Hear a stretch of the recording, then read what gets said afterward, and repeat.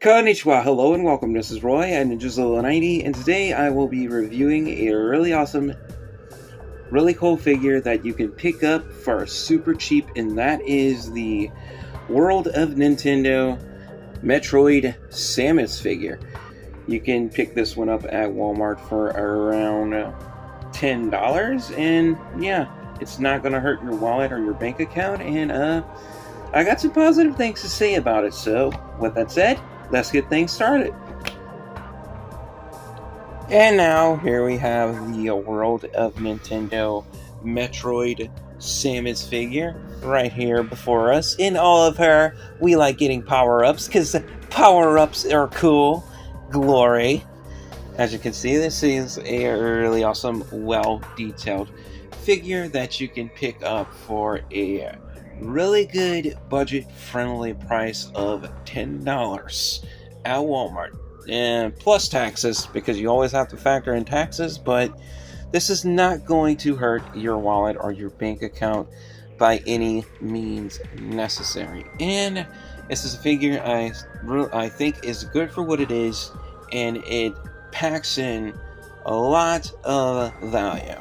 And with that said, I will be going over this figure with detail and articulation. As you can see, this is the Samus in her normal standard form. As you can see, this is the her typical orange, yellow, and red color scheme. We can see she has a very vibrant, bright green visor. We have the orange colorization going throughout her body on her shoulder armor and on her arms here. We can see that same orange armor going down her outer thighs to her lower legs to her feet, and she has kind of these pointed knee guards here. So if you do have small children, this might be a concern, but they're really not that sharp. So that's just something to keep in mind. But I mean, these are for collectors of all ages, not just kids. So yeah, and we do have her more red detailed areas on the top of her helmet to the top of her torso, and we have the yellow detailing on the lower half of her torso going into her lower body groin area there, and in the yellow colorization on her armor on her inner thighs. And we turn this figure around to the back. We can see we have her jetpack boosters right there for when she does her double jumps or her her speed dash. I forgot what you call it, but yeah, I am a big fan of the Super Metroid SNES Classic. I do play that one a lot. I've been playing Metroid Prime Remastered on the Nintendo Switch, and there's also Metroid Prime 4 coming out. Now, unfortunately, I don't know if I'll be able to get the Switch 2 right when it comes out, but anyway, the Nintendo Switch is good for now. But anyway, guys, far as articulation goes, her head can turn from a side to side. Her abdomen, we do have a hip swivel that we can turn a full 360 here. We do have some articulation pins on her shoulder guards, so we can move them up and down like that, like so, especially for her shoulder articulation. Her shoulders are on a swivel hinge. As you can see, we have the sort of this ratchet joint hinge right there inside of her shoulders. As you can see, we can swivel those arms all the way around a full 360. Same is true with the other side. And we can bring them out about that much and bring them back in about that much. And we do also have some butterfly joint articulation cuts there, so we can move these shoulders forward and back like so as well. So as you can see, you're getting a lot of good articulation and good playability out of this figure.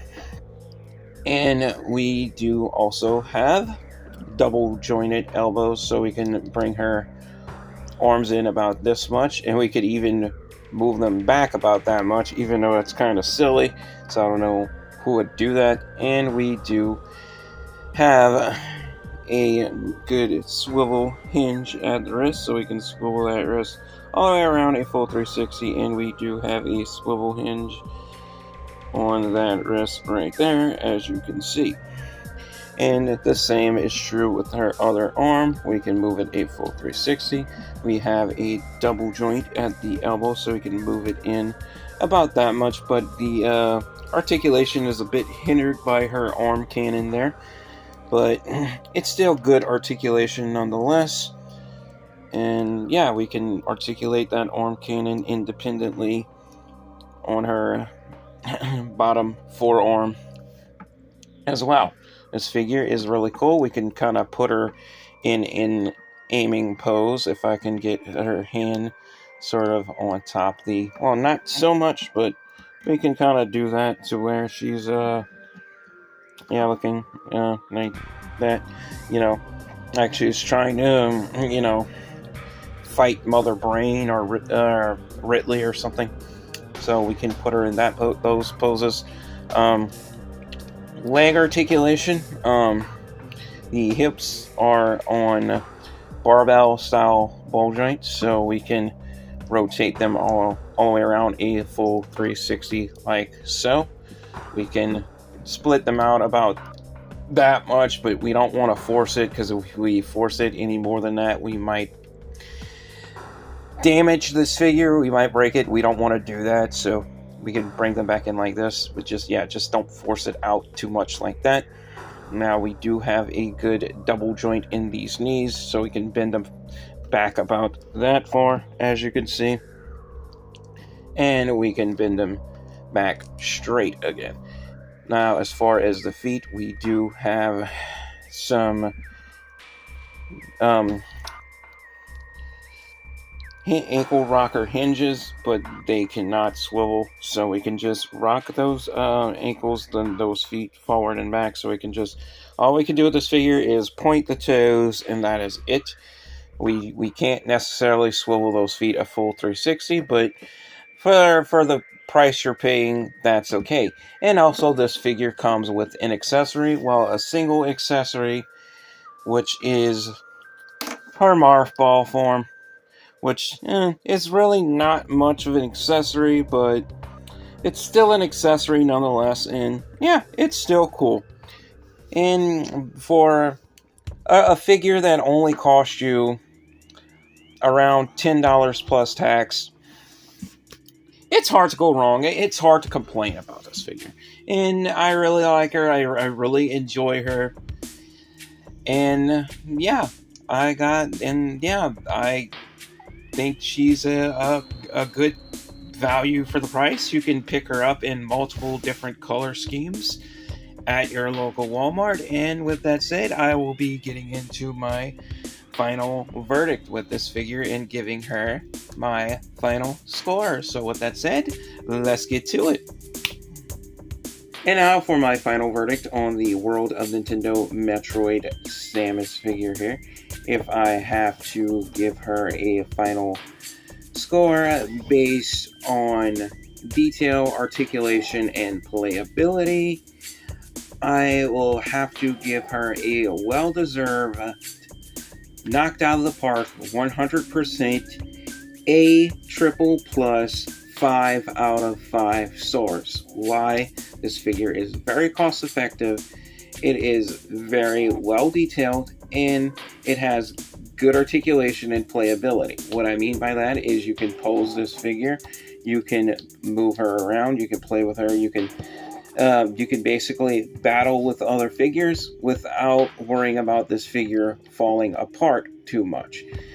And I think this is a figure that's all around good for all ages, especially if you're an older collector like me who's grew up with these Nintendo classics, starting way back on the NES with the original Metroid to Super Metroid to Metroid Prime on the GameCube, and to yeah, the more newer modern Metroid games.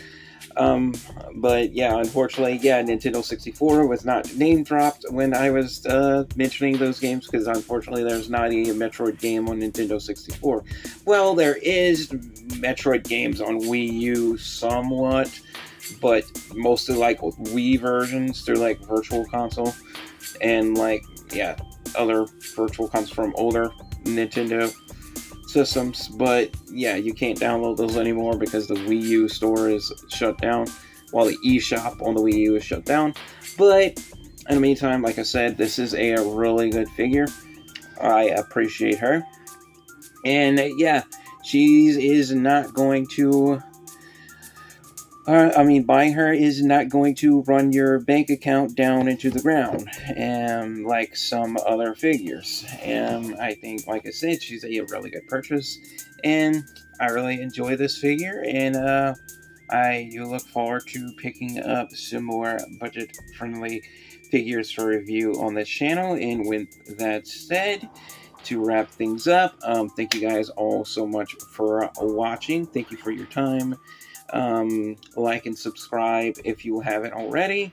And as always, take care, stay safe, God bless, and peace out.